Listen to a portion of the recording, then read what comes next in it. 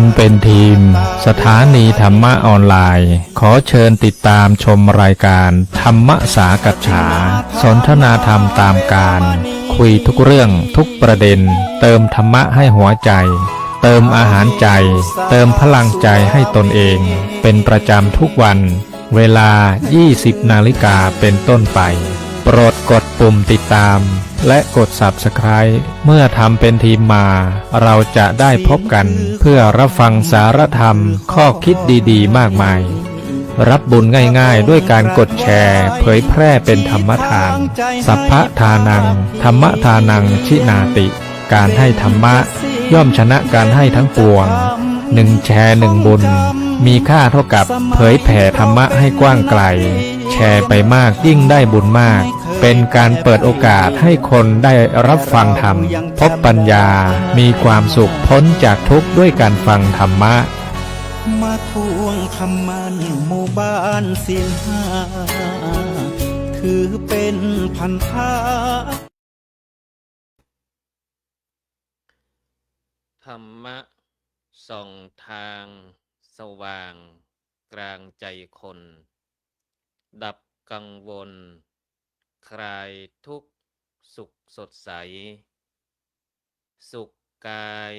พร้อมสุขจิตพิชิตภัยน้อมทำไว้เป็นแสงแห่งชีวีอาสาฬหบูชาใกล้มาบรรจบน้อมเคารพพระศาสตร์อันศักดิ์ศรีเชิญรับฟังธรรมะเสริมความดีกับรายการสุขกายสบายใจเจริญพรขอถวายความเคารพนอบนบไวสาพระติทไลยรัตนพันแผ้วพระแก้วเจ้าทั้ง3 ประการอันมีพระพุทธพระธรรมพระสงฆ์เป็นสรณะที่พึ่งขอถวายความเคารพนอบนบไวสาไปยังครูบาอาจารย์พระเถรานุเถระเจ้าคณะพระสังฆาธิการทุกรูปขอเจริญความผาสุกมายังคณะศรัทธาญาติโยมสาธุชนคนดีทุกคนทุกท่านที่กำลังติดตามรับชมรับฟังรายการสุขกายสบายใจในค่ำคืนนี้เป็นค่ำคืนวันจันทร์ที่27 กรกฎาคม 2569ได้มาพบปะกันกับอัตมภาพพระครูจันทสรการเจ้าอาวาสวัดทุ่งหมื่นน้อยตำบลหนองหานอำเภอสันทรายจังหวัดเชียงใหม่ได้นำรายการสุขกายสบายใจมาพบกับท่านทั้งหลายทุกค่ำคืนวันจันทร์เวลา2 ทุ่มถึง3 ทุ่มโดยประมาณวันนี้มาพบปะกันวันนี้ฉายเดียวเนอะศรัทธาญาติโยมสาธุชนท่านทั้งหลายเพราะว่าวันนี้ครูบาอาจารย์ที่เคยได้ร่วมสนทนากันก็ติดศาสนกิจกันทุกรูปบอกว่าจะเป็นท่านอาจารย์วัดป่าบงวัดเวียงมนเวียงป่าเป้าเจียงไฮ้ท่านพระครูปลัดสิริมงคลจากกระปูนในเปิ่นติดศาสนกิจบางตนก็ติดเรียนบาลีช่วงนี้พระสงฆ์องค์ข้าเจ้าก็กล้าหาฮับพัดปริญญาธรรมกันไปที่กรุงเทพเพราะฉะนั้นช่วงนี้พระสงฆ์องค์สามเณรก็กำลังมีการห้ำเฮียนศึกษาตึงตังโลกตึงตังธรรมตังโลกก็เริ่มเปิดเทอมกันแล้วพระภิกษุสงฆ์องค์สามเณรที่ร่ำเรียนพระปริยัติธรรมโรงเรียนพระปริยัติธรรมก็เฮียนจัน มัธยมอุดมศึกษาบอกว่าจะเป็นปริญญาตรีโทเอกก็เริ่มเปิดกันแล้วก็ช่วงนี้ก็จะเริ่มปิดยาวเริ่มปิดยาวเพราะว่าเป็นวันสำคัญทั้งสองรายการบอกว่าจะเป็นวันสำคัญต่างโลกและเป็นวันสำคัญต่างธรรมอย่างที่ได้ประชาสัมพันธ์ไปว่าในวันพรุ่งนี้วันพรุ่งนี้เป็นวันที่28กรกฎาคม2569ซึ่งเป็นวันเฉลิมพระชนมพรรษาพระบาทสมเด็จพระวชิรเกล้าเจ้าอยู่หัวรัชกาลที่10อันนี้เป็นวันสำคัญของบ้านเฮาประเทศไทยส่วนวันสำคัญแถมวันหนึ่งที่ทัดไปแถมวันก็คือวันที่29กรกฎาคม2569นั้นเป็นวันสำคัญทางพระพุทธศาสนานั่นก็คือวันอาสาฬหบูชาก็เดี๋ยวเราจะมาอู้กันในเรื่องของเนื้อหาสาระเกี่ยวกับวันสำคัญทั้งสองไม่ว่าจะเป็นวันเฉลิมพระชนมพรรษาของรัชกาลที่10ในหลวงของเฮาแล้วก็เป็นวันสำคัญทางศาสนาก็คือวันอาสาฬหบูชาทัดกันเลยเพราะฉะนั้นวันหยุดยาวบอกว่าจะเป็นตั้งแต่วันที่28กรกฎาคมวันที่29วันอาสาฬหะวันที่30วันเข้าพรรษาก็จะหยุดยาวกันต่อไปแถมเป็นวันเสาร์วันปิดเพราะฉะนั้นหยุดยาวอย่างนี้ศรัทธาญาติโยมก็คงจะมีการวางแผนเดินทางไปตั้งใดกันก็เพื่อมีความระมัดระวังในการเดินต่างเอาละศรัทธาญาติโยมสาธุชนท่านทั้งหลายทักทายกันมาพอสมควรแล้วก็มีเรื่องประชาสัมพันธ์คือกับศรัทธาญาติโยมช่วงนี้ใกล้เข้าพรรษาตั้งคณะสงฆ์จังหวัดเชียงใหม่เพิ่นก็มีโครงการรถด่วนขบวนพิเศษประจำปี2569ร่วมขับเคลื่อนโครงการพระราชดำริในพระบาทสมเด็จพระเจ้าอยู่หัวก็คือธรรมนาวาวังซึ่งจัดโดยคณะสงฆ์จังหวัดเชียงใหม่สภานักธรรมจังหวัดเชียงใหม่พุทธสมาคมจังหวัดเชียงใหม่ยุวพุทธิกะสมาคมจังหวัดเชียงใหม่สภาวัฒนธรรมอำเภอเมืองจังหวัดเชียงใหม่มูลนิธิพุทธสมาคมชมรมอนุรักษ์วัฒนธรรมประเพณีท้องถิ่นจังหวัดเชียงใหม่ชมรมลูกเสือเจ้าบ้านจังหวัดเชียงใหม่และทสปชอำเภอเมืองเชียงใหม่ซึ่งดำเนินการโดยคณะกรรมการบริหารงานกลุ่มหนุ่มสาวจังหวัดเชียงใหม่ได้จัดขึ้นมาก็จะเริ่มตั้งแต่วันที่6สิงหาเป็นต้นไปเปิ้นก็จะจัดทุกวันพระโครงการรถด่วนขบวนพิเศษบางคนบางท่านก็รู้จักแล้วบางคนบางท่านก็เป็นเรื่องใหม่เพราะว่าบัดล่ามจะมีตู้เจ้าเอามาอู้มาจ่ามาประชาสัมพันธ์บางคนบางท่านคืออย่างรถด่วนขบวนพิเศษซึ่งโครงการนี้เปิ้นก็มีเครือข่ายของเปิ้นมีสมาชิกรถด่วนขบวนพิเศษวัดนั้นตำบลนั้นอำเภอนั้นเข้าร่วมโครงการเปิ้นก็จะป้ากันไปร่วมกันฟังน้ำฟังธรรมไปมีกิจกรรมห้องเพลงธรรมะตอบปัญหาโดยเฉพาะเปิ้นจะมีเยาวชนนักเรียนไปตอบปัญหาธรรมะกันในวันงาน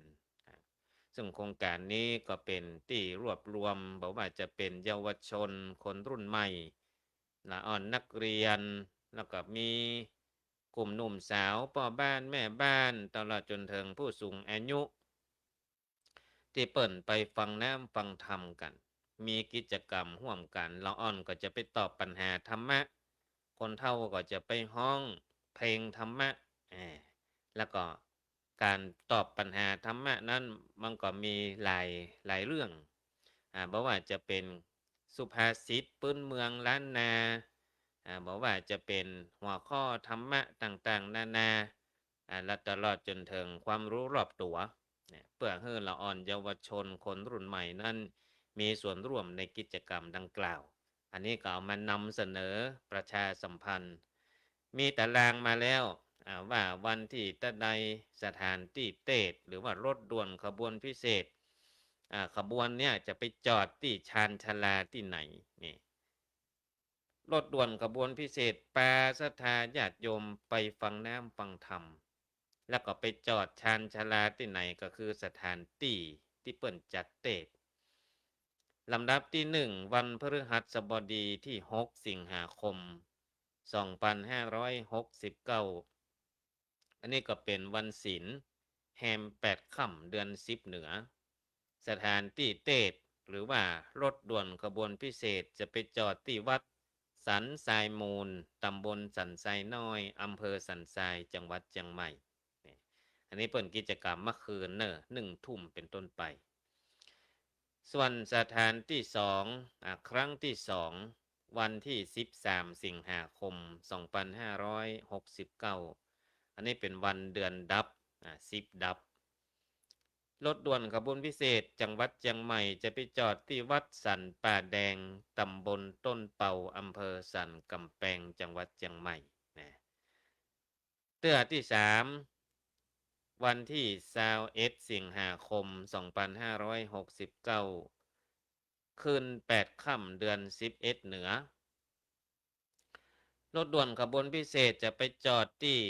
วัดศรีบุญเรืองตำบลป่าไผ่อำเภอสันทรายจังหวัดเชียงใหม่โอ้สันทรายมาเป็นวัดที่2แล้วเนอะสถานีที่2วันที่ครั้งที่4วันที่28สิงหาคม2569 11เพ็ง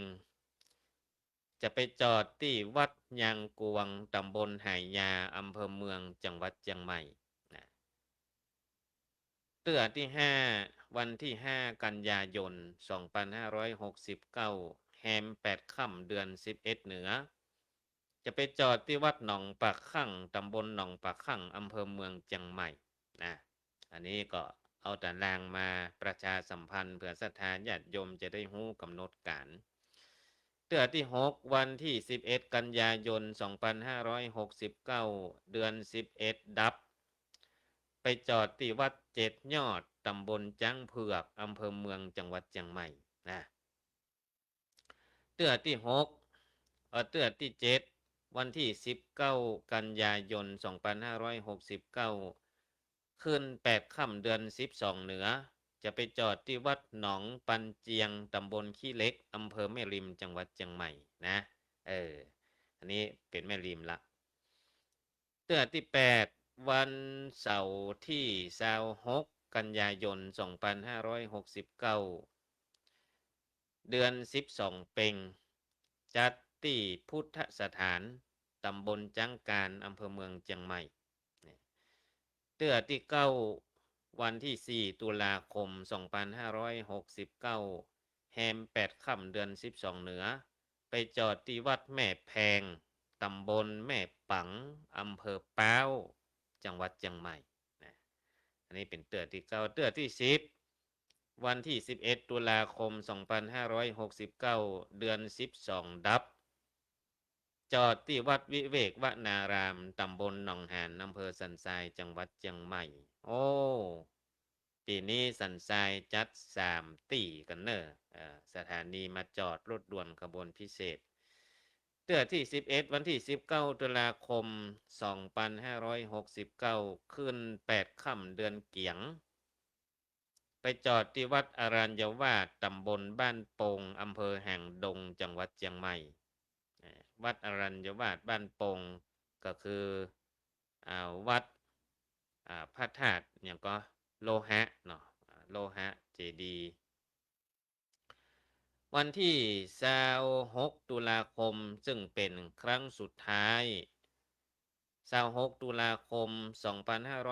2569ก็คือเดือนเกี่ยงเป็งมาปิดที่พุทธสถานตำบลจ้างการอำเภอเมืองจังหวัดเชียงใหม่อันนี้ก็จะเป็นวันมอบโล่ละที่ตอบปัญหาแต่ละศิลเปิ้นก็จะมามอบโล่มอบรางวัลกันในศิลสุดท้ายก็คือเดือนเกี่ยงเป็งนะที่พุทธสถานตำบลจ้างการอำเภอเมืองเชียงใหม่เต่าที่พอตารางแล้วอำเภอสันทรายมีวัดสันทรายมูลตำบลสันทรายน้อยอำเภอสันทรายวัดศรีบุญเรืองตำบลป่าไผ่อำเภอสันทรายแล้วก็วัดหนึ่งก็คือวัดวิเวกวนารามตำบลหนองหานอำเภอสันทรายจังหวัดเชียงใหม่โอ้สันทรายส่งเข้าประกวด3สถานีเนอะอันนี้ก็เป็นตารางเนอะสถาญาติโยมรถด่วนขบวนพิเศษวัดใดตำบลใดอำเภอใดที่เปิ่นเข้าร่วมโครงการรถด่วนขบวนพิเศษเปิ่นก็จะป้ากันไปแต่ละศีลนั่นเปิ่นก็จะนิมนต์ครูบาอาจารย์พระนักเทศไปเทศคือศรัทธาญาติโยมที่มาร่วมรถด่วนขบวนพิเศษฟังกันกิจกรรมนักกิจกรรมนักอันดับแรกเปิ่นก็จะมีการห้องเพลงธรรมะกันห้องเพลงธรรมะกันเรียบร้อยแล้วบอเพื่อก็จะมีการเปิดงานมีกล่าวต้อนรับต่างๆนานามีประธานฝ่ายคารวะประธานฝ่ายบรรพชิตก็มีการไหว้พระรับศีลมีการตอบปัญหาของเยาวชนแต่ละวัดแต่ละวาที่เปิ่นเป็นสมาชิกของรถด่วนขบวนพิเศษเปิ่นก็จะส่งนักเรียนไปตอบปัญหา2 คนอย่างที่บอกไว้นะปัญหามันก็จะมีความรู้รอบตัวความรู้เกี่ยวกับพุทธประวัติความรู้เกี่ยวกับสังคมบ้านเมืองสิ่งรอบตัวเราเนี่ยตลอดจนถึงเรื่องของล้านนาคดีบอกว่าจะเป็นกำเมืองถ้าเตื่อไปฟังมันก็เป็นกำเมืองที่คนเฒ่าเปิ้นอู้กันแต่นับวันจะหายไปแต่ว่าละอ่อนเยาวชนคนรุ่นใหม่เจนใหม่ๆนี่บ่ฮู้จักล่ะมันก็จะตอบปัญหาตอบความหมายของกำเมืองนั่นคิดพ่องปะเล็ดไปพ่องเปิ้นมีช้อยให้เลือกซักเทื่อก็เลือกผิดเลือกถูกเพราะว่าละอ่อนบ่ฮู้เนาะก็ม่วนไปแถมยังม่วนไปละอ่อนมีกิจกรรมร่วมกันคนเฒ่า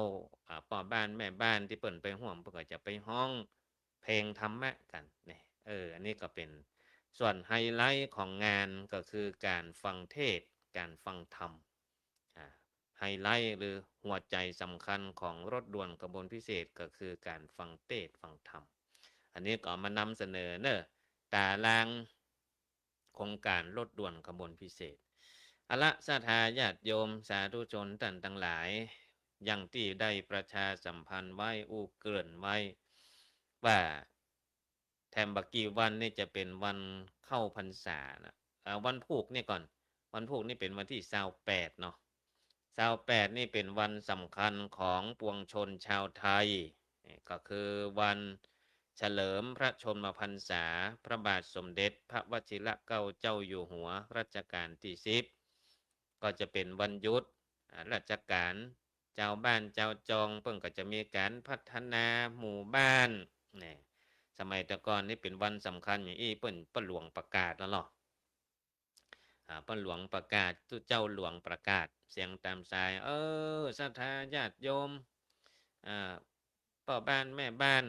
มาช่วยกันพัฒนาชุมชนเนอะนี่สมัยตะก่อนเปิ้นว่าอันเหรอ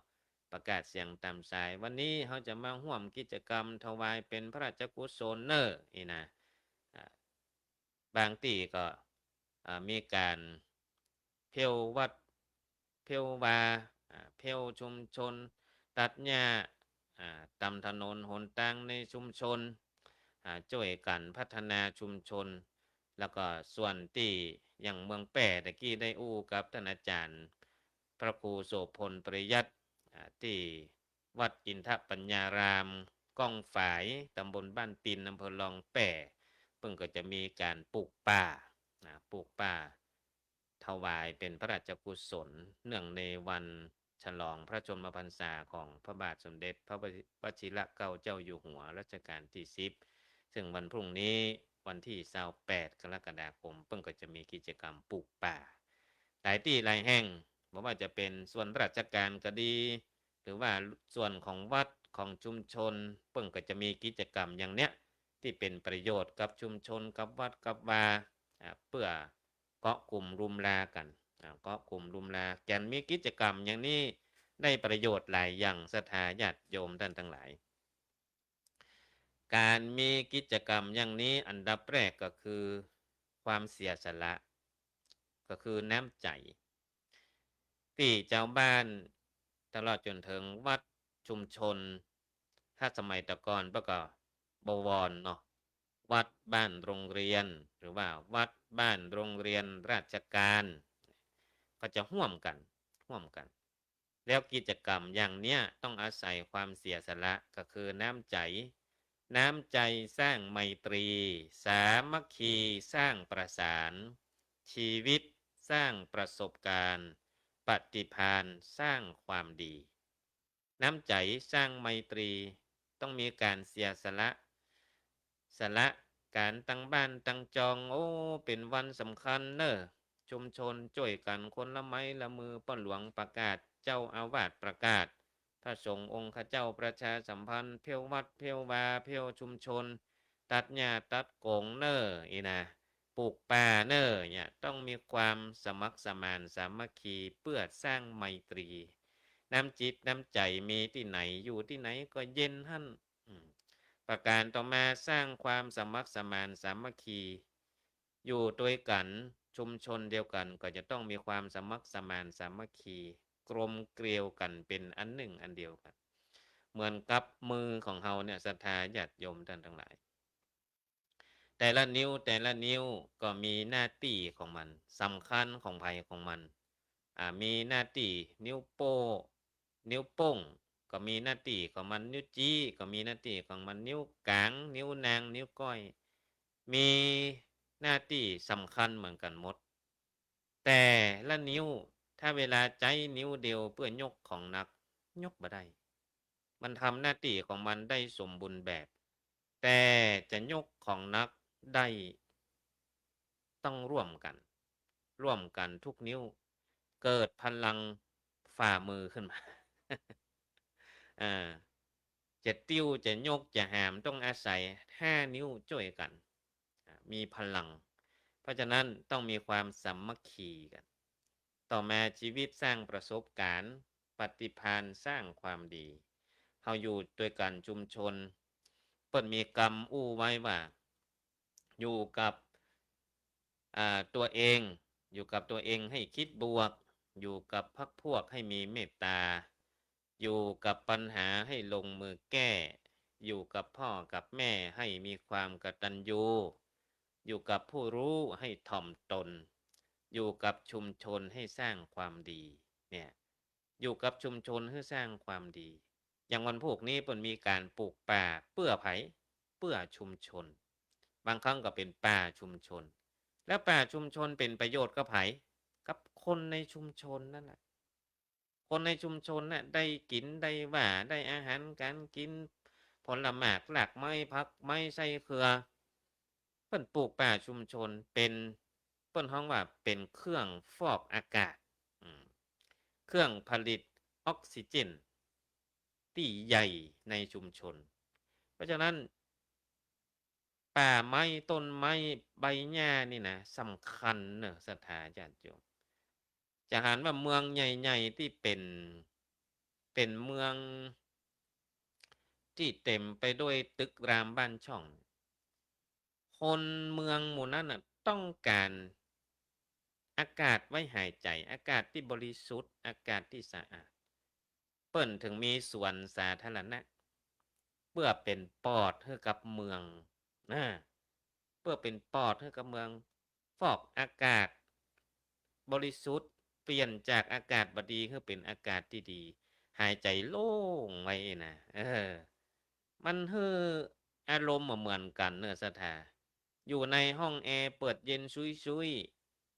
กลับไปอยู่ในป่าในดอยในแพะและหายใจมันได้อากาศคนละฟิลเลยนะ เอออากาศออกซิเจนที่บริสุทธิ์ที่มาจากธรรมชาติเนี่ยมันบ่เหมือนกับมาจากแอร์คอนดิชันนะอืมมันให้อากาศอย่างใดฮุบอกบ่ถูกแต่มันมีความสดชื่นหายใจโล่งหายใจเลิกสบายโอ้โฮเนี่ยเพราะฉะนั้นคนเมืองเนี่ยคนในเมืองนี่นะต้องการขนาดแสวงหาสิ่งที่เป็นธรรมชาติแสวงหาอากาศที่ดี เพราะว่าอย่างเขาอยู่ในเมืองเขาได้ยินกับเสียงรถเสียงลาเสียงก่อสร้างสาบกับควันรถควันโรงงานอืมสาบน้ำเหน่าน้ำโอ้เขาแสวงหาชนบทแต่มาบ่ได้เพราะว่าต้องยักการในเมืองแล้วเวลาหยุดนี่นะเขาไปแอวที่ไหนฮู้ก็แอวป่าแอวดอยแอวแพะแอวบ้านแอวเมืองที่เป็นชนบทรอบนอก เพื่อที่หยังเพื่อที่จะได้ไปฮู้ไปหันไปฟอกปอดอะจากเพิ่นฮอกไปให้ปอดได้พักผ่อนร่างกายได้พักผ่อนจากที่จะต้องไปแก่งแย่งชิงดีทำการทำงานแข่งกับเวลาไปอยู่ชนบทใช้ชีวิตแบบชิลๆสบายสบายตื่นเจ้ามาสูดอากาศได้เต็มปอดนี่นะ ลองอยู่ในเมืองเปิดหน้าต่างน่ะสูดเข้าไปแสบก็ควันรถน่ะอาถ้ามันอยู่บ้านนอกอย่างบ้านเฮาเนี่ยสบายสบายเอ่อยืนหน้าป่องหน้าต่างหายใจเข้าโอ้สุดยอดได้ยินเสียงนกฮ้องแมงฮ้องมันเป็นธรรมชาติอยู่แต่คนในเมืองบ่มีแล้วเขาถึงแสวงหาแสวงหาสิ่งที่เป็นธรรมชาติอันเนี้ยเป็นประโยชน์โครงการปลูกป่าก็เป็นประโยชน์ของชุมชนนะอันนี้เป็นเรื่องของวันสำคัญ28กรกฎาคมที่แต่ละบ้านแต่ละชุมชนแต่ละท้องที่ท้องถิ่นก็จะมีกิจกรรมร่วมกันเพื่อถวายเป็นพระราชกุศลตวยเพื่อชุมชนตวยเพื่อลูกเพื่อหลานเฮาตวยปลูกต้นไม้นี่บ่ใช่มาให้บ่ดีจะใหญ่ในรุ่นเฮานี่ก็ยังบ่แน่ใจ เช่นลูกเช่นหลานเฮาปุ้นจะได้เก็บกินหน่วยได้ประโยชน์จากมันแต่เฮาต้องปลูกรุ่นเฮานะถ้าปลูกรุ่นเฮานี่ก็จะได้ใจได้กินในรุ่นลูกรุ่นหลานอย่างที่เฮาได้กินได้ใจได้พอได้กอยตึงมือตึงวันก็ย้อนว่าป้าอุ้ยแม่อุ้ยเฮาแยะไว้ฮือทำไว้ฮือมีต้นไม้ต้นตอกผลหมากหลากไม้ที่เฮาได้กินอยู่ตึงมื้อตึงวันก็เพราะว่าคนรุ่นเก่าเปิ้นแยะไว้ฮื้อทำไว้ฮื้อแต่เฮาปลูกในรุ่นเฮาเนี่ยเจ็นลูกเจ็นหลานเฮาเพราะจะได้ประโยชน์กับมันนะอันนี้มองการไกลนะมีวิชั่นมีวิสัยทัศน์กว้างไกลนี่เป็นกิจกรรมที่ดี ต่อไปวันที่29กรกฎาคมอันนี้เป็นวันสำคัญทางพระพุทธศาสนาแล้วเนอะวันอาสาฬหปูชาวันอาสาฬหปูชาสำคัญอย่างใดนั้นก็เดียวจะมาเล่าให้ฟังวันอาสาฬหปูชาจัดเป็นวันที่พระพุทธเจ้าได้ประกาศธรรมเป็นครั้งแรก หลังจากที่ทรงตรัสรู้แล้วเป็นวันที่พระรัตนตรัยครบสมบูรณ์ทั้ง3 ประการก็คือมีพระสงฆ์องค์แรกก็คืออัญญาโกณทัญญะเป็นหนึ่งในปัญจวัคคีย์ตั้งห้าปัญจวัคคีย์มีไผ่พ่องอัญญาโกณทัญญะวัปปะพัทธิยะมหานามะอัสสชิ5 คนพุทธเจ้าทันรัตพญาสัพปัญญูตรัสรู้แล้วไปเตดโปรดปัญจวัคคีย์ทั้งห้าคนแรกที่ฟังแล้วเข้าใจเลยก็คืออัญญาโกณทัญญะขอบวชเป็นพระสงฆ์ในพระพุทธศาสนาเป็นพระภิกษุรูปแรกก็คือบวชด้วยเอหิภิกขุอุปสัมปทาหลังจากที่ได้สดับรับฟังพระธรรมเทศนาของพระพุทธองค์ได้ดวงตาหันธรรมขอบวชเป็นพระสงฆ์ที่ป่าอิสิปตนะมฤคทายวัน พระธรรมที่พระพุทธเจ้าเปิ่นแสดงในวันนั้นคือธรรมจักรกับปวัตตนสูตรชี้ทางปฏิบัติที่ผิดสองต่าง กามสุขันลิกานุโยคการมกมุ่นแสวงหาความสุขทางกาม อัตตกิลมัฏฐานุโยคการทรมานร่างกายตัวเก่า แล้วก็ทรงพบทางสายใหม่คือมัชชิมปฏิปทาทางสายกลางเนี่ยศรัทธาญาติโยมทั้งหลายถ้าเฮาต่านทั้งหลายรู้ถึงพุทธประวัตินี่นะหมอกละอ่อนเฮาเคยได้เรียนพระพุทธเจ้านี่สมัยที่เป็นเจ้าชายสิทธัตถะนี่เปิ้นจะเอาหยังได้หมดหรอมีภาษาสประจำฤดูนะเออพระราชบิดากลัวจะไปบวชต้วยใจขนาดต้วยใจเจ้าชายสิทธัตถะฤดูร้อนแปลงภาษาฤดูร้อนฤดูหนาวแปลงภาษาฤดูหนาวฤดูฝนแปลงภาษาฤดูฝนดอกแปลงภาษาเอาใจเอานางนาคสนมดีๆงามๆทั้งนั้นคนเฒ่าคนแก่ตึงบ่ฮื้อได้หันกับคนหนุ่มคนสาวทั้งอันน่ะหันกับสิ่งที่ดีๆงามๆอันนี้คือกามสุขาริการุโยคย่อนยานในกามสัปปะมีในหันหมดนางนาคสนมทั้งหลาย แล้วแหมต่างหนึ่งคืออัตตกิลมัฏฐานุโยคคือการทรมานร่างกาย ตอนที่เปิ่นออกบวชเปิ่นนึกว่าเปิ่นฮ้องว่าบำเพ็ญทุกขกิริยาได้6 ปี คือทรมานร่างกายตัวเก่านั่งบ่ลุกไปไหนอดน้ำอดข้าวเปิ่นมีวิธีทรมานร่างกายของเปิ่นนักหลายอย่างบ่เป็นทางที่จะไปบรรลุเลย เปิ้นก็มากึดถึงทางสายใหม่ อันที่จริงในพุทธประวัติเปิ้นจะมีเรื่องเล่าว่ามีเทวดาแถลงมาดีดปินให้ฟังถ้าไปในวิหารก็จะหันหูปเทวดาดีดปิน3 สาย เส้นแรกตอนนั้นพุทธเจ้าเปิ้นนั่งภาวนาบำเพ็ญทุกขกิริยาอยู่นะเจ้าชายสิทธัตถะยังบ่ได้บรรลุเนี่ยกำลังบำเพ็ญทุกขกิริยาอัตตกิลมัฏฐานุโยคเนี่ยเทวดาดีดปินเส้นแรกสายมันเข่งนำไปดีดปุ๊บก็ปุ๊ดเลยปุ๊ดพดเลยเส้นที่2ญาณนำไปแต่แนวญาณฟังแล้วบ่ม่วนเส้นที่3นี่บักเข่งลำไปบัญญาณลำไปพอดีเป็นมัชชิมปฏิปทาเดินทางสายกลางพุทธเจ้าได้ยินเสียงเปิ้นดิดปินเข้าใจเลยเข่งลำไปก็บ่ดีญาณลำไปก็บ่ดีต้องเดินทางสายกลางมัชชิมปฏิปทาแล้วเดินทางสายกลางนี่มีหยังพ่องเปิ้นฮ้องว่าอริยมรรคมีองค์8ทาง8เส้นนี่โอ้มีเวลาอ่อนเล่าให้ฟังให้หมดเลยมรรคเส้นที่1เปิ้นว่าสัมมาทิฏฐิคือความเห็นชอบวันนี้เอาธรรมะล้วนๆเน่ะมาอู้ให้ฟังแต่มันเป็นเรื่องใกล้ตัวคือวันสำคัญทางศาสนาสรหปุจจาเนาะอู้ถึงเนื้อหาสาระเราจะได้เข้าใจสัมมาทิฏฐิคือความเห็นชอบมีความหันอันถูกต้องหันว่าพ่อแม่เป็นผู้มีบุญคุณทานมีผลบาปบุญมีจริงกรรมทำแล้วล้วนมีผล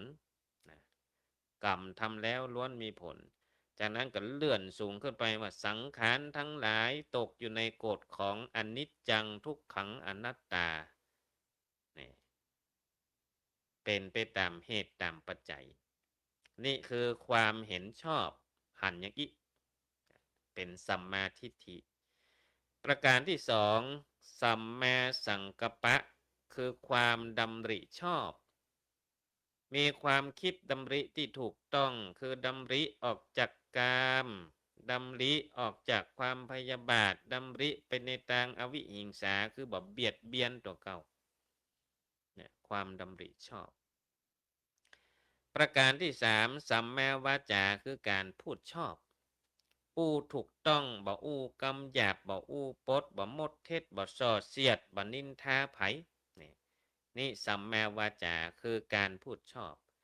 ประการที่สี่สัมมากัมมันตะคือการทำงานชอบการกระทำที่ถูกต้องคือบ่ประทุษร้ายเบียดเบียนร่างกายและชีวิตผู้อื่นบ่ประทุษร้ายทรัพย์สินของคนอื่นบ่ล่วงละเมิดของฮักของชอบใจของคนอื่นนอกจากการทำงานชอบที่จะมีความสุจริตแล้วรวมไปจนถึงบ่ทำร้ายผู้อื่นตัวทั้งชีวิตและทรัพย์สินประการที่ห้าสัมมาอาชีวะเลี้ยงชีวิตชอบ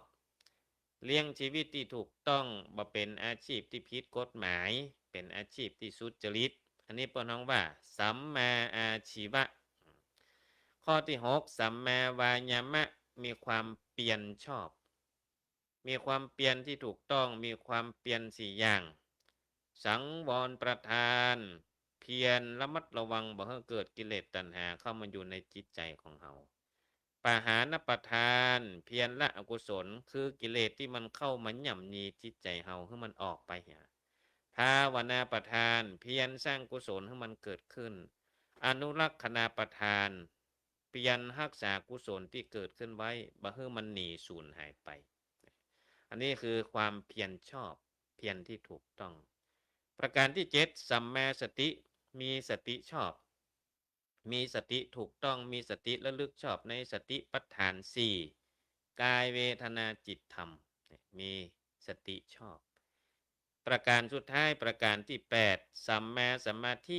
มีใจตั้งมั่นชอบก็คือมีสมาธิที่ถูกต้องอันนี้เป็นมรรคมีองค์8อย่างมีคำโบราณเปิ้นบอกไว้ว่าในอนาคตตั้งหน้าเนี่ยจะมีหนทางแต่มีคนเตียวจะมีสายใยกับปุ้งติดตำบ้านตำจองมันเป็นกรรมโบราณเป็นปริศนาธรรมและปริศนาธรรมที่เข้ากับข้อนี้ก็คือมีหนทางบ่มีคนเตียวแต่คนเฮามักจะแปลความไปว่าแต่เอาเฮ้ยมาเดียวเนี่ยถนนหนทางมีไผเตียวแล้วเหรอนั่งรถกันหมดพ่องก็รถเครื่องพ่องก็รถยนต์นี่บ่มีคนเตียวแล้วเหรอแต่อันที่จริงแล้วเป็นปริศนาธรรมเปิ้นแก้ไว้ก็คือมักมีองค์8หนทางมี8เส้นกว้างบักกว้างเตื้อบ่มีคนเตียวเพราะฉะนั้นต้องมีอริยมรรคมักมีองค์8อย่างนี้เป็นต้นอันนี้ก็เป็นเนื้อหาสาระธรรมเกี่ยวกับวันอาสาฬหปูจาก็เอามานำเสนอ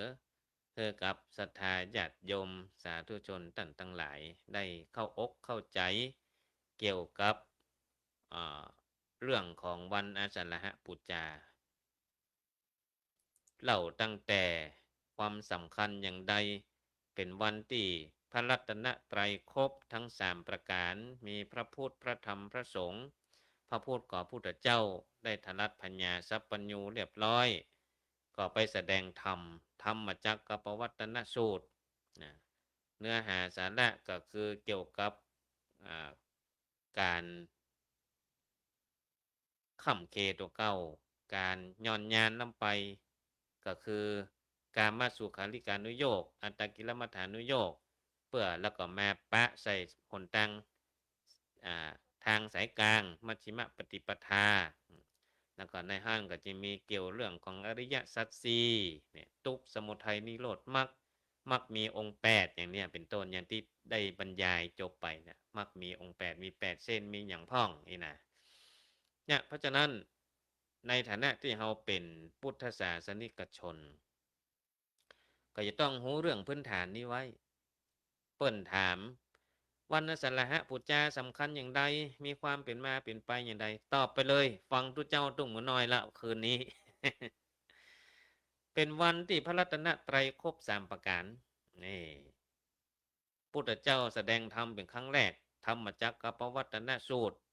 แก่ปัญจวัคคีย์ทั้ง5ที่ป่าอิสิปตนมฤคทายวันนี่แล้วไผ่เป็นคนบวชเป็นคนแรกอัญญาโกณทัญญะได้ดวงตาเห็นธรรมขอบวชก็เลยเป็นพระสงฆ์ตนแรกในพระพุทธศาสนาเนี่ยเตี้ยก็คือที่มาที่ไปละครบละเปิ้นเตศอย่างพ่องเนื้อหาสาระเป็นอย่างพ่องก็อย่างที่บอกไปเนาะเพราะฉะนั้นแล้วก็แถมวันเหรอแถมวันเป็นวันเข้าพรรษาศรัทธาญาติโยมจะมาวัดกันในวันอาสาฬหบูชาส่วนวันเข้าพรรษาจะเป็นวันแรม1 ค่ำทัดวันอ่าทัดวันอาสาฬหบูชาไป1 วันจะเป็นวันเข้าพรรษาเข้าพรรษานี่ก็จะเป็นเรื่องของทุเจ้าล่ะทุเจ้าก็จะอธิษฐานเข้าพรรษาแล้วเป็นอย่างพวกหนึ่งเข้าพรรษากันมีเรื่องที่มาที่ไปอย่างใดอีนะอีสมัยแต่ก่อนนี่ตอนที่เปิ่นบ่ได้บัญญัติเตื่อยนะตุเจ้าเปิ่นก็จะจาริกะเดินธุดงค์เดินจาริกไปเพื่อไปแสดงธรรมเพื่อไปโพดศรัทธาญาติโยมเจ้าบ้านเจ้าจองแล้วมันตรงกับฤดูฝนเข้าฤดูฝนเจ้าบ้านเจ้าเมืองเปิ้นใจหยังฝนตกปลูกข้าวบ้านกล้าเข้าปลูกข้าวเนี่ยให้ใส่นาปลูกข้าวบ้านข้าวกล้ากันปรากฏว่าทุเจ้าจาริกเตียวผ่านกลางตงย่ำเข้าย่ำกาย่ำคันนาเปิ้นเนาะ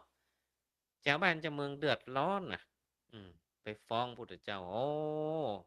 ลูกศิษย์พระพุทธเจ้ายังป้อบ่อยู่บ่ยังบ่อยู่บ่ยังหน้าฝนก็ป้อบ่ยังตะ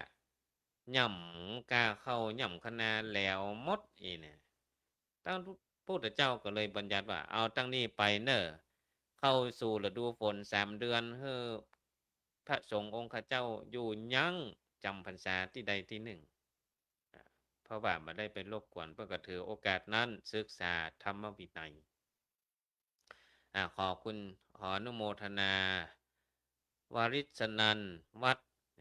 ขอน้อมกราบนมัสการและกราบอนุโมทนาสาธุค่ะเจริญพรคุณโยมเนอะหลังจากที่พุทธเจ้าเพิ่นบัญญัติว่า3 เดือน3 เดือนเฮ้อยังก็หมายความว่า3 เดือนต้องเข้าวัดษาวัดษานี่ก็คือฤดูฝนจำพรรษาคนเมืองว่าจำเข้าวัดษาจำวัดษานี่นะคุณโยมจิมินายนะเข้ามาตะกี้วัดจอมคำนี่กะนี่เจียงตุงสาธุอนุโมทามิสาธุครับขออนุโมทนาสาธุวัดพุทธภาวนาเวกเตอร์โรดสาธุอนุโมทามิสาธุครับผมที่เข้ามาทักทายกันหลังจากที่เข้าวัดษา3 เดือนก็ตั้งหันมาเป็นที่มาที่ไปของการจำพรรษาก็คือหน้าฝนเนี่ยคือยังอยู่ประจำที่ใดที่หนึ่งเพื่อก็จะมีกำหนดอยู่กำหนดว่าคืออยู่ที่ไหนอธิษฐานเข้าพรรษาอย่างกรรมเข้าพรรษาเพื่อก็มีว่าอย่างถ้าอาวาเสเนาะก็อาวาสนี้บ่ใจไม่ละอาวาเสก็อาวาสนี้เนาะมันจะมีกรรมบาลีอยู่กรรมอธิษฐานเข้าพรรษาแล้วจำพรรษาแล้วมีอย่างพ่องกิจกรรมเจ้าบ้านเจ้าเมืองหันว่าพระสงฆ์องค์ข้าเจ้าจำพรรษาอยู่เพื่อศึกษาธรรมวินัยสมัยแต่ก่อนบ่มีไฟเจ้าบ้านเจ้าเมืองกับป้ากัน าะแสงสว่างให้เปิ้นเสาะแสงสว่างจากมีน้ำมันมีตะเกียงมีไต่เปิ้นเฮาว่าหยังก็ที่ประคบเพลิงหยังนั้นนะที่เปิ้นใช้น้ำมันมาจากไม้เกี้ยไม้หยังนั่นน่ะเอาเข้าจะกลายเป็นขี้ผึ้งเป็นน้ำมันตะเกียงเป็นขี้ผึ้งเตียนขี้ผึ้งเอาเข้าจากเล่มน้อยๆก็เปาะพร้อมกันกลายเป็นเล่มใหญ่เพื่อที่จะได้อยู่เมินนี่เนาะก็จะมีการหล่อขี้ผึ้งหล่อเตียนพรรษาเนี่ยตั้งหั้นมาก็จะเป็นเนี่ยประเพณีตานเตียนพรรษาเพื่อให้แสงสว่างกับพระสงฆ์องค์สามเณรที่เปิ่นศึกษาเล่าเรียนธรรมวินัยในวัดนั้นๆนี่เนาะก็เป็นที่มาที่ไปว่าเปิ่นเป็นอย่างถึงตานเตียนพรรษาเพราะสมัยตะก่อนบ่มีไฟฟ้าก็ต้องอาศัยแสงสว่างจากเทียนพรรษาที่ญาติโยมนำมาถวายจุดหน้าพระเจ้าไหว้พระสวดมนต์เรียนหนังสือศึกษาทบทวนหลักธรรมวินัยนี่เป็นประโยชน์แล้วตานเตียนพรรษาเรียบร้อยแล้วมีอย่างพ้องกิจกรรมในช่วงเข้าพรรษาก็จะมีการตานผ้าอาบน้ำฝนแล้วมีประวัติเป็นมาจะใดเดี๋ยวมันเล่าให้ฟังตอนนี้มีเวลาแห่มพอให้พอดี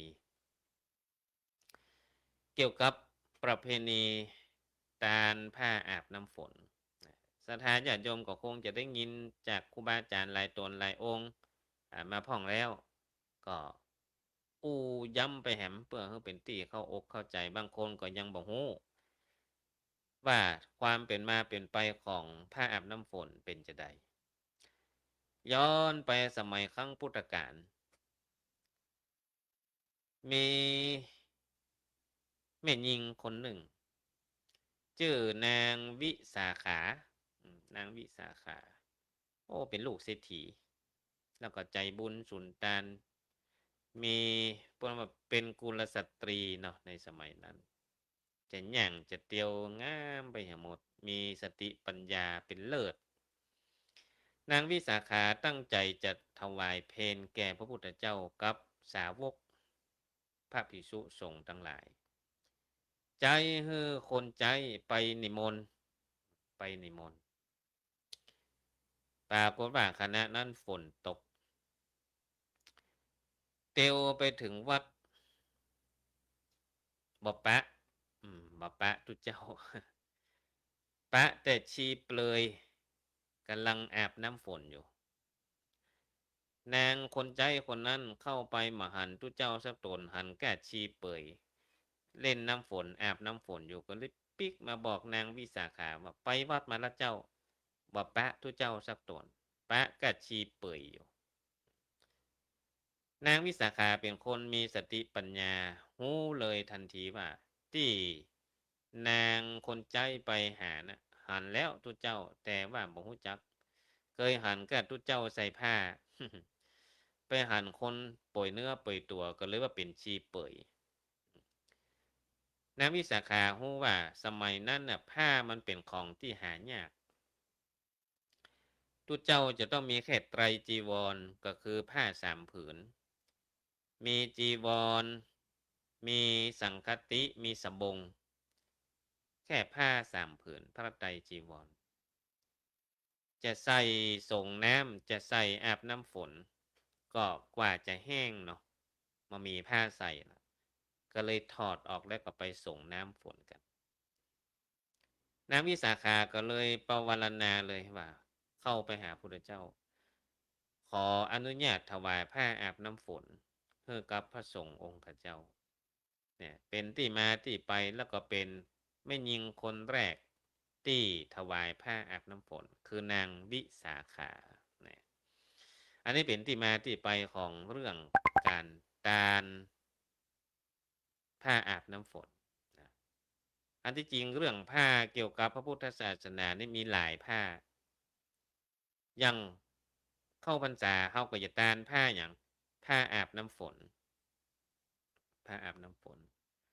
หลังจากนั้นออกพรรษาตานผ้าอย่างผ้าจำนำพรรษาผ้าจำนำพรรษาหลังจากออกพรรษาได้ผ้าจำนำพรรษาเรียบร้อยมีผ้าอย่างแหมทัดมา ผ้ากฐินออกพรรษาละ1 เดือนระยะเวลาการทอดผ้ากฐินนอกจากผ้ากฐินแล้วระยะกฐินการกฐินทานเรียบร้อยมีผ้าอย่างไรผ้าป่าก็คือมาได้จากผ้าปังสุกุลที่เก็บมายิบมาย้อมตอดผ้าป่ากันผ้าป่าก็คือผ้าที่เปื้อนฝุ่นผ้าปังสุกุลมีหลายผ้าเกี่ยวกับพระพุทธศาสนาอันนี้ก็เอาเรื่องของผ้าอาบน้ำฝนมานำเสนอก็เดียวถ้าใกล้ระยะการเรื่องผ้ากฐินก็ดีผ้าจำนำพรรษาก็ดีเนี่ยจะมาเล่าทำกรรมอันนั้นเป็นเรื่องของผ้าที่ทัดไปผ้าถัดไปตอนนี้เอากับผ้าอาบน้ำฝนก่อนเนาะเนี่ยศรัทธาญาติโยมสาธุชนท่านทั้งหลายมาฟัง1 ชั่วโมงนี้ศรัทธาได้อะไรอย่างพ่องนอกจากจะได้ธรรมะเนื้อหาสาระธรรมวรรณสลาหะปุจจาได้หู้ถึงประวัติความเป็นมาเป็นไปของวันสำคัญทางพระพุทธศาสนาความเป็นมาเป็นไปของการเข้าพรรษาตานเตียนพรรษาตานผ้าอาบน้ำฝนเพราะฉะนั้นศรัทธาญาติโยมสาธุชนท่านทั้งหลายในฐานะที่เป็นพุทธศาสนิกชนหูไว้ใช่ว่าใส่บาแบกหามนะหูไว้ใช่ว่าใส่บาแบกหามส่วนที่ตังสายกลางที่เราจะต้องเดินก็คือมักมีองค์8พุทธเจ้าเพิ่นสอนว่าอย่าตามใจกิเลสอย่าทรมานตัวเองอย่าตามใจกิเลสคืออย่างกามสุขาริการนุโยคคือการดิดปินเส้นที่มันยานลำไปอันนั้นคือตัวใจตัวเก่าแล้วอย่าทรมานตัวเองอันนี้คืออัตตกิลมัฏฐานุโยคเข่งลำไปยกตัวอย่างง่ายๆเนื้อศรัทธาญาติโยมคนลดน้ำหนักอดเข้าลดน้ำหนักอดเข้าสุดท้ายก็จะหิวนักปีกไปกินนักเหลือเก่านะหรือคนทำงานทุกวันบับพักเลยสุดท้ายเป็นใดป่วยจึงต้องรู้จักกันว่าปอดีมัชฌิมปฏิปทาเดินทางสายกลางกินปอดีอู้ปอดีทำงานปอดีใจสตางปอดีแล้วก็พักผ่อนให้ปอดีถ้าเป็นมัชฌิมปฏิปทาที่เราเข้าใจกันง่ายๆนี่นะคือความพอดีมาเข่งล้ำไปมายานล้ำไปกินให้พอดีจะไปตะกะมุมแมมกินอย่างปู่พามชูโชคอันนั้นกินเกินพอดีกินปะต้องแตกต่ายนะโอ้กินว่ากินอย่างปู่พามชูโชคเนี่ยเป็นว่านะอันนั้นคือกินล้ำไปไม่มีความพอดีอู้ให้มันพอดีอู้ให้เปิ้นฮักยากนักจักหวังอู้ให้เปิ้นจังกำเดียวก็ได้เพราะฉะนั้นอู้ให้มันพอดีจะไปอู้นักอู้ย่อยอู้มีกันแหนมบ่มีเหงื่ออีนะเกินลำไปต้องอู้ให้พอดีทำงานให้พอดีจะไปฮักโหมลำไปแล้วก็จะไปขี้ค้านลบป๊อดลบแปดเฮ้อเดินทางสายกลาง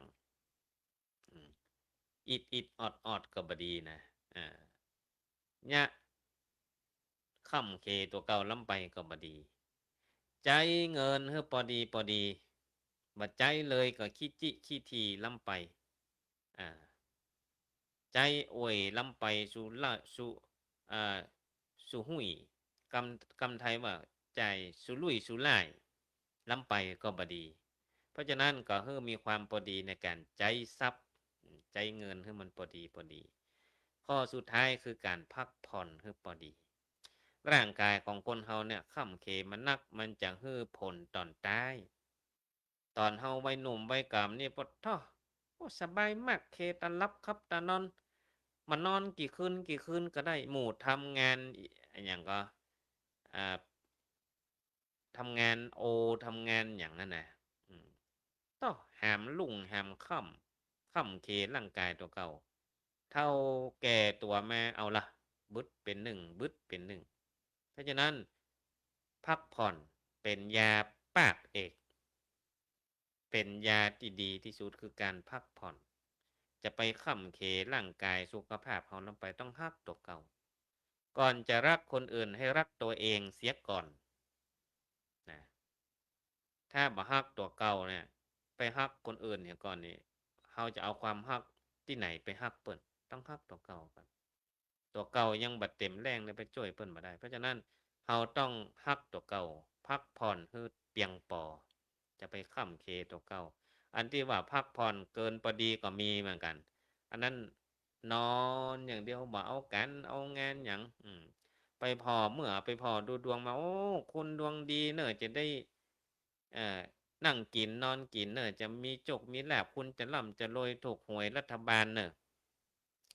จะมีเงินมีทองจะสุขสบายอ้อเปิ่นตักมาอย่างนั้นมาทำงานล่ะนอนอย่างเดียวนี่นะเออ เปิ้นทำนายมาแล้วเขาจะรวยเหรอเหมือนอย่างสักอย่างอะลูกกอกควายไปยัดเข้าไงไปยัดเข้าตอนไปว่า อันนี้ก็งานล้ำไปงานล้ำไปถ้ามันมีความขยันนะจะเอาที่ไหนมาล่ำมารวยต้องมีหลายอย่างต้องมีความขยันหมันเปลี่ยนต้องรู้จักอดจักออมรู้จักเก็บจักเมียดรู้จักใจจักจ่ายให้มันพอดีพอดีกินให้มันพอดีจะไปกินคือได้กินอยังเปิ้นกินตัวเปิ้นจะไปกินอยังเปิ้นกินตัวเปิ้นกินอยังเปิ้นจะกินตัวเปิ้นจะไปกินเหมือนเปิ้น